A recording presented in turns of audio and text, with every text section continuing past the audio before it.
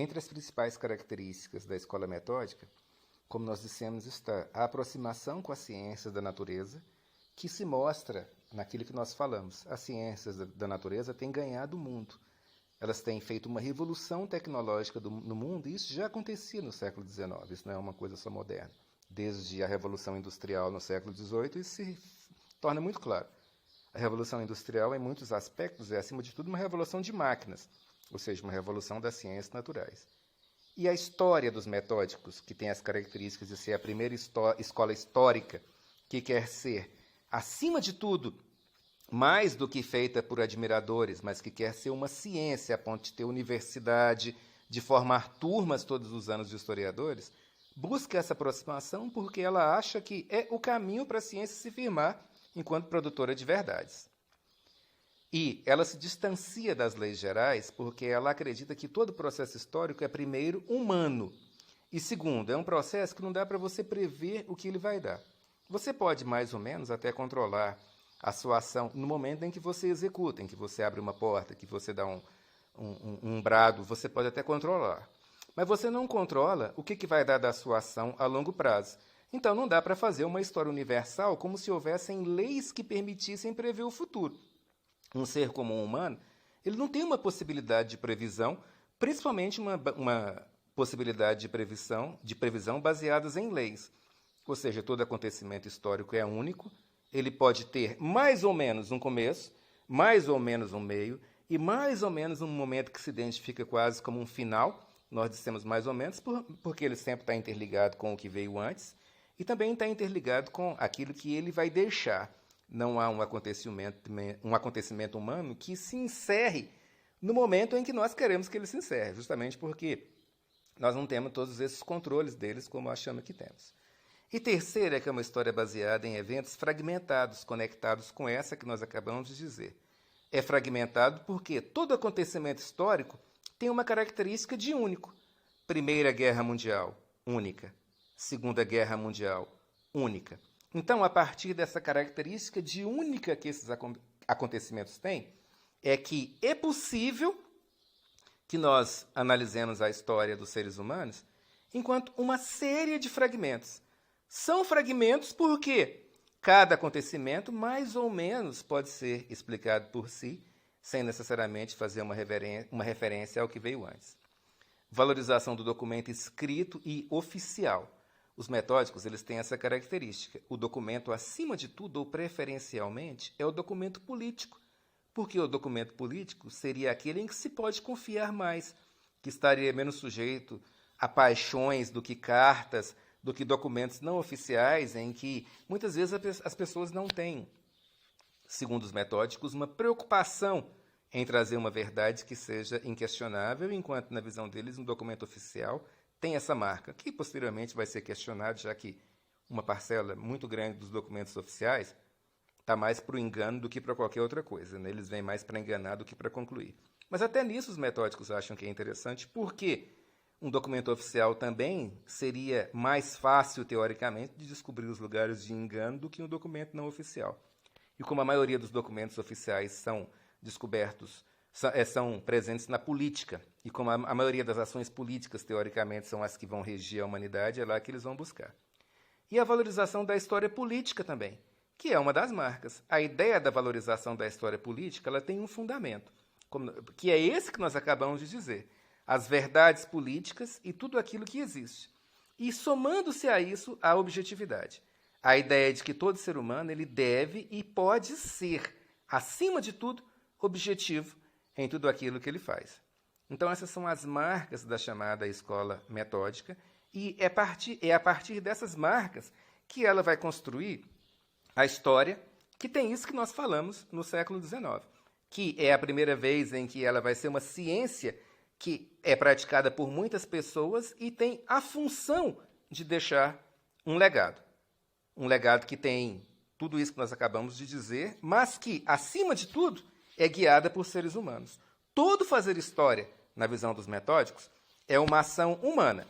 Seres humanos no tempo, agindo por uma série de motivos e produzindo essa escola histórica que até hoje tem um método que nós utilizamos e muito, mesmo na história contemporânea e na história moderna.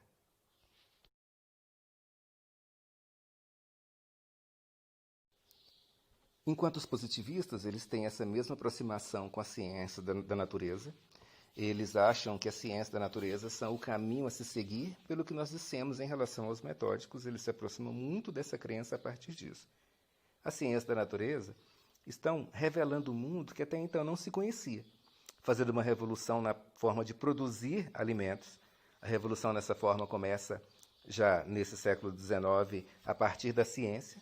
Revolucionaram as formas de produzir também a partir da Revolução Industrial, que em um aspecto é uma revolução de tecnologias, é uma revolução de máquinas e que tem ligação com a ciência da natureza.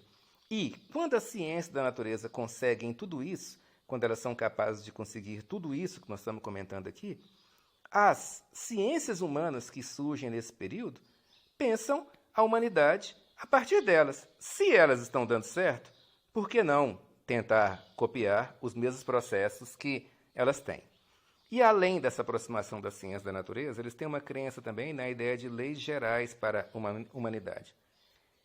Existem as leis, como nós dissemos, que regem a ciência da natureza, até usamos como exemplo a água que ferve a 100 graus e que se chegar a 99 eu posso desligar. Ou seja, eu tenho mais ou menos um controle. Olha, eu sei que a água está subindo a 1 grau por minuto. Ela está a 75 graus. Então, em 25 minutos, ela vai ferver. É mais ou menos um controle do que vai acontecer. É claro que isso pode ser questionado de muitas formas e as coisas não são tão certas assim nem nas ciências da natureza.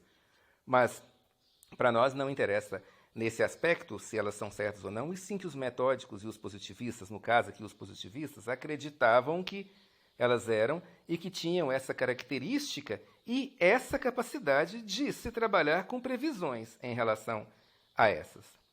E, além dessa crença na ideia de leis gerais, e ligado a essa ideia de leis gerais, os acontecimentos humanos são como se fossem um único processo. E eles são um único processo por essas características. São seres humanos que agem a partir de determinações que não vêm deles. As leis gerais não são humanas, elas estão acima deles. É como se houvesse algumas leis que regessem a humanidade e elas não pertencem aos homens.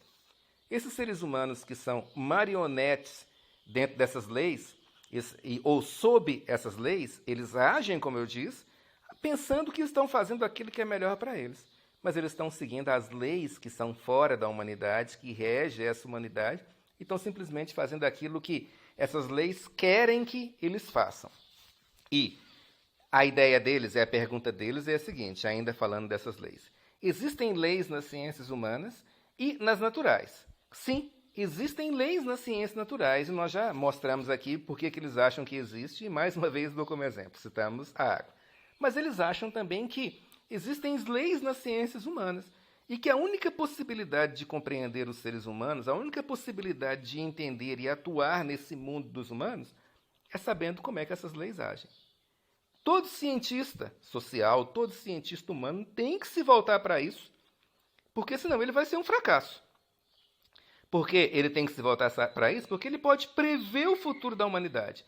Se eu conheço as leis, eu tenho a capacidade de previsão de futuro da humanidade e posso prever e agir nesse futuro de uma forma que seja muito mais proveitosa para os seres humanos. Então, a previsão do futuro da humanidade, ele permite algo que é muito caro aos positivistas, que é justamente a crença de que todo ser humano pode atuar diretamente no destino da humanidade e conduzindo esse destino, principalmente os cientistas humanos e sociais. Eles conhecem as leis, então eles podem acabar com as guerras, eles podem acabar com as grandes violências, eles podem acabar com as grandes revoluções e podem fazer uma humanidade que, teoricamente, é muito mais justa do que se deveria. E tudo isso porque essa humanidade que é baseada nas ciências sociais, nas ciências humanas, ela tem leis que são regidas da mesma forma que as leis da natureza existem. O fazer ciência é, acima de tudo, se submeter a essas leis. Esse pensamento dos positivistas não é só deles, é uma coisa relativamente comum e muito presente nessa época que nós estamos analisando aqui e estava no métier de uma série de ciências que nascia até porque eles viviam no mundo que concebia isso. Enquanto a filosofia da história, ela nasce de um outro berço, ela tem muita ligação, não necessariamente com as ciências exatas ou naturais que surgem, mas ela tem uma ligação com o pensar filosófico que é secular. E essa raiz filosófica, essa verve filosófica que ela tem, dá a ela alguns diferenciais. Primeiro, ela é influenciada, assim como os metódicos e os positivistas, pelas ciências naturais. Mas essa influência que ela sofre das ciências naturais é atenuada pela própria subjetividade que existe em várias correntes do fazer filosófico, que é muito presente nos pensadores mais importantes dessa filosofia da história, que são Herder, Kant, Hegel. Na verdade, o pensamento de filosofia da história ele vai se mostrar em parte até no Marx, né? E nas previsões de futuro que ele faz. Mas no momento aqui não é o Marx que conta para a gente. Então, essa aproximação tem sentido e ela é atenuada pela subjetividade e razão. A razão e a subjetividade não são objetos das ciências naturais. Então, nesse momento, quando essa subjetividade e essa razão se mostram fortes, há um princípio de distanciamento das ciências da natureza.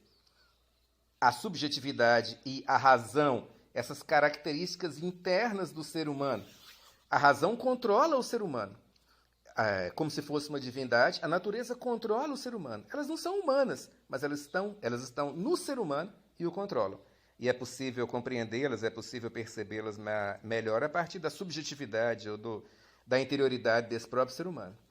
A crença na ideia de leis gerais para a humanidade. Aqui você percebe não necessariamente um princípio de apenas aproximação com a ciência da natureza, mas um ponto em comum. Tem leis que regem a história da humanidade. Esse é um pensamento que distancia os filósofos da história dos metódicos e aproxima os filósofos da história dos positivistas. Sim, existem leis que regem, e essas leis elas não são feitas por máquinas, elas são feitas pelo que nós falamos. Uma razão divina que habita no ser humano, algo, uma capacidade, uma força, essa razão que existe na mente dos homens, no corpo dos homens, que faz os seres humanos agir, mas que não pertence a eles. Ela é anterior, é mais forte que eles e ela controla esses seres humanos. A natureza também poderia fazer isso. Quando se pensa na natureza, quando nós falamos aqui, por exemplo, dos filósofos como Kant, ele fala muito que a natureza controla o ser humano. Não é simplesmente essa natureza de nascer, de morrer, árvores e coisas do gênero, mas é uma natureza como uma força viva que existe nesse mundo e que controla os seres humanos. É muito mais do que o conceito de natureza que nós temos no presente. E os acontecimentos humanos como um único processo. Para eles, os acontecimentos humanos são um único processo. É um caminhar que o ser humano faz subordinado a isso que nós falamos. Subordinado a forças que são maiores do que ele e que, nessa subordinação, toda a ação humana, como nós dissemos, mesmo que ele haja achando que ele está fazendo algo porque ele quer fazer, ele, como se pode pensar, é uma marionete que está simplesmente achando que está agindo por si, mas que, na verdade, está obedecendo forças que são muito mais poderosas do que ele. No caso, como nós dissemos, é a razão ou a natureza e essas forças divinas extremamente fortes e que comandam os seres humanos. Então, todo ser humano está subordinado a essas leis e a esses processos históricos que estão por trás do ser humano. E uma das coisas interessantes é que, teoricamente, a partir disso, seria possível prever o futuro da humanidade. Nesse aspecto, os filósofos da história se aproximam dos positivistas, na crença de que é possível prever o futuro da humanidade. E os dois se aproximam, tanto filósofos da história quanto positivistas, porque eles acham que não está nas mãos dos seres humanos o decidir o seu destino. Existem leis, quer venham da natureza ou quer venham de um outro lugar, que comandam os seres humanos. E, a partir do conhecimento dessas leis, é possível prever os seres humanos, prever os seus atos e prever o que vai dar a ação de cada um.